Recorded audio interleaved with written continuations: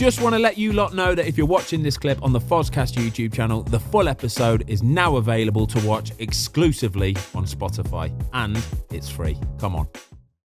Ben, I think it's fair to say Tony likes the 1-0 win. Oh, yeah.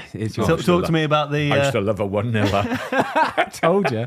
See, I told you. So I told these lads, they were trying to, I was trying to describe how much like a clean sheet meant to you. We were howling in the office. It was when so you funny though. I just remember, so we won 1-0. I can't remember who it was. I can't remember. But by the by, I'd had my shower and I'd come back out to the mirror and I was just sort of brushing my teeth, and you've come next to me, you've got your towel on, you've just done the same thing, got out of the shower, and you've just looked in the mirror at me while I'm brushing my teeth and gone, I love a 1-0 win. I love a 1-0 win. It's the best result in the world.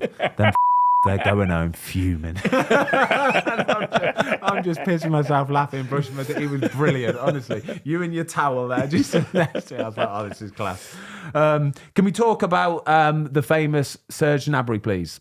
Because I'm going to back you up on this one, okay? Because the internet loves to talk about this one. The internet loves all the clips. Everybody watches him playing. Phenomenal player. Phenomenal player. Week in, week out for Bayern Munich, and everybody's like, oh my God, how could Tony Pulis not see that Serge Gnabry was this sort of player?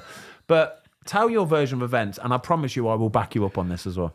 Well, I'll start by saying that Kempy thought we had his twin brother to start with.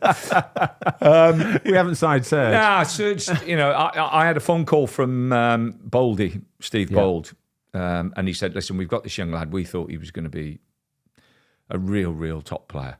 And he's struggled. He has really struggled badly with us. We've done this and we've done that with him and everything else. Have you got room to take him? Just take him for a couple of months. And just, make or break really for the kid. Because I don't think Arsene sees him as being part of the club. So I said, Baldy, let me find out. So I went and spoke to Jeremy and, let's take a chance on him. So I think Arsene were helping with his wages and everything else. So we take him and he turns up the first day. I think he had a silver suit on. What was it? One of those suits and, white trainers with bobbles on and this, that and the other, which...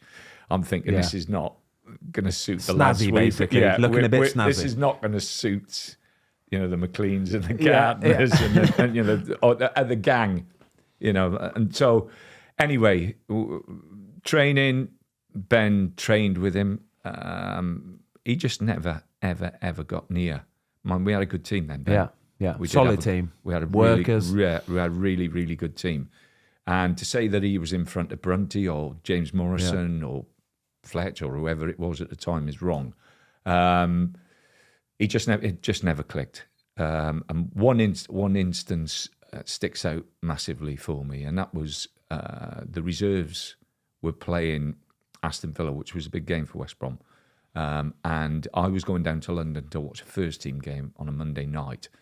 And I said to Kempy, with Jimmy Shan, go with Jimmy. Have a look at Serge, see how he does, Dave. We've not been really over-impressed with him in training. And they took him off after 50 minutes. Now, I would always say to the person who was taking the reserves, don't ever do anything that you think suits me. Always do what your eyes see. So you see it, you believe it, you do it. Don't, I'm big on that. All this fluff and everything else that goes on, and people have got perceptions of this, and wash that away, believe your own eyes. Jimmy took him off after 50 minutes. So I get in the next morning and I speak to Kempy, and Kempy said, he's just miles off it. Absolutely miles off it. Now, you trained with him. What did you think? Ben? Yeah, exactly. It's again, good lad, but just didn't really do anything, did he? No. I think the talent. Do you know what? He was a great lad. There was nothing wrong with him as a player. I think the talent thing is. Lad, sorry. I think the talent thing of all of this is that what people don't like to mention is, so he was on a year-long loan that season. It got cut short at January. Basically, he went back to Arsenal in the January. He didn't play a game for Arsenal in the Premier League. He went back to Arsenal. So for the last 6 months of the season, I think he made one, maybe two League Cup appearances, basically. But that was it. So even Arsenal could see at the time, then really. Well, I think that he had been sort of like a very, very good player when he was younger. Yeah, he won some awards, didn't he? Yeah. He had some talent. There was some talent there. I actually think West Brom did him the world of good. Yeah. I think he thought he was going to step into West Brom and just A reality check for him. do what he was doing at Arsenal, just saunter through, and my talent will get me there. And it was no surprise to me when Arsenal sold him to Werder Bremen. You know, that people had told me he'd gone there, and I thought, yeah, well, there's no way in a million years of what we've seen at West Brom that he could play for Arsenal. And fair play to the kid. He's had most probably biggest kick up the backside that you could possibly get. Stepping away from Arsenal and not even playing or being part of what we were doing at West Brom, and then having to go back there, still not getting the team. I think that summer, most probably, he's really cleared his mind. He's got his head on it. He's done brilliant there, and then got the move to Munich. And listen, he wasn't a bad lad. And true that, fair play to him. I've just spoken about Glenn Whelan and saying every year he'd prove me wrong and get back in the team, and I have so much respect for him. I think the same with Serge. Brilliant. He's had a great career, and good luck to the boy. But at West Brom, as Kempy says, we had his twin brother. We didn't have that player who's playing for Bayern Munich. Oh, it's good. Did we? No, without doubt we didn't. I think I agree with you. I think it probably is. It's probably hit his ego a little bit. He thought he was going to come out and just absolutely rip it off at West Brom. It doesn't work like that, though. If you're going to fit into a West Brom team, especially a Tony Pulis West Brom, you're going to have to work your socks off first and foremost, and then show your skill. Yeah. And he wasn't willing to do that at that time. But I think he's probably learned that to make a name for yourself, you have to do that, don't you? No matter where you are. Yeah. Ben, I've got a note on here that you sent me earlier on. All it says is Craig Dawson versus Swansea, last game of the season. Ah, yes. Okay, yeah, another good funny story, actually, yeah. It's the last game of the season. We're away at Swansea. We're 1-0 up at half-time. We got beat 2-1, 2 late goals. There you go. We got beat 2. You remember everything, by the way. How many games have you managed? 1,300? Oh, my gosh. Wow. So, we got beat 2-1.